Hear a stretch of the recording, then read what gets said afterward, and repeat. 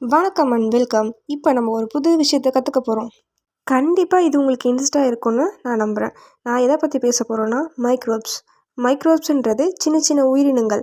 அது எங்கே வேணால் இருக்கலாம். காற்றுல இருக்கலாம், மண்ணில் இருக்கலாம், ஏன் நம்ம பாடியில் இருக்கலாம், அனிமலில் இருக்கலாம், பிளான்ட்டில் இருக்கலாம். அப்படிப்பட்ட மைக்ரோப்ஸை கண்டிப்பாக நம்மளால் நேராக கண்ணால் பார்க்கவே முடியாது. அதை நம்ம பார்க்கணுன்னு ஆசைப்பட்டோம்னா மைக்ரோஸ்கோப் அப்படின்னு ஒரு இன்ஸ்ட்ருமெண்ட் இருக்கும். அதை யூஸ் பண்ணி நம்ம பார்க்கலாம். அட என்னடா இன்ட்ரெஸ்ட்டாக இருக்குன்னு சொல்லிட்டு ஏதோ மைக்ரோப்ஸ்னு சொல்கிறான்னு பார்க்குறீங்களா? அதை பற்றி நான் மேலே சொல்கிறேன். இந்த மைக்ரோப்ஸ்லேயே ஒன்று ஒரு விதம். எப்படி நம்ம தங்கச்சி ஒரு மாதிரி இருப்பான், நம்ம ஒரு மாதிரி இருப்போம், நம்ம தம்பி ஒரு மாதிரி இருப்பான், அண்ணன் ஒரு மாதிரி இருப்பான் அப்படின்ற மாதிரி இதுலேயும் நிறைய டைப்ஸ் இருக்குது. அதை நான் சொல்கிறேன். ஃபஸ்ட்டு நான் பாக்டீரியா பற்றி சொல்கிறேன். எவன்டா அவன் நினைக்காதீங்க. அவன் இல்லைன்னா நம்ம உடம்புல எந்த வேலையுமே நடக்காது.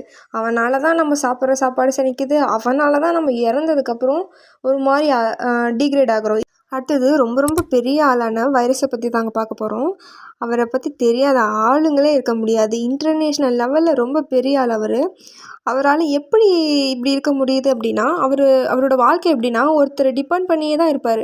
அவர் தனியால் எதுவும் செய்யவே முடியாது. ஒருத்தரால் ஒரு எப்படி சொல்கிறது, மற்றவங்க ஹெல்ப் இல்லாமல் அவரால் உயிர் வாழவே முடியாது. அந்தளவுக்கு அவர் பெரிய ஆள். பட் ஆனால் அவரால் நல்ல விஷயங்களும் நடந்திருக்கு.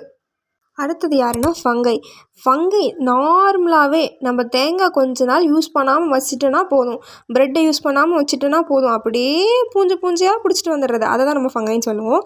அதே மாதிரி மஷ்ரூம் சாப்பிடாத ஆளுங்க இருக்க மாட்டீங்க. மேபி சாப்பிட்லைன்னா அதை தெரிஞ்சுக்கோங்க. மஷ்ரூம்னா என்னன்னா அதுவும் ஒரு மைக்ரோ ஆர்கானிசம் தான். ஃபங்கை மஷ்ரூம் அப்படின்னு நம்ம அதை சொல்லலாம்.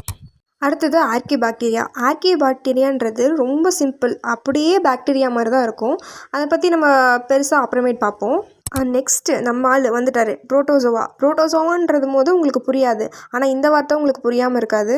டெங்கு, மலேரியா போன்ற நோய்களை பரப்புவோம் அப்படின்னு ஒரு விளம்பரம் பார்த்துருப்பீங்க. அதை தான் புரோட்டோசோவால் தான் பரவுது. அது ஒரு மைக்ரோ ஆர்கானிசம் தான். இவ்வளோ நேரம் நான் உங்ககிட்ட ஷேர் பண்ணது வெறும் சாம்பிள் பீஸ் தான். இவங்களை பற்றி நீங்கள் தெரிஞ்சுக்கிட்டிங்கன்னா ரொம்ப ஷாக் ஆகிடுவீங்க. இந்த மாதிரி நம்ம ஆளுங்களை பற்றி ஏதாச்சும் தெரிஞ்சுக்கணுன்னா கமெண்ட் பண்ணுங்கள்.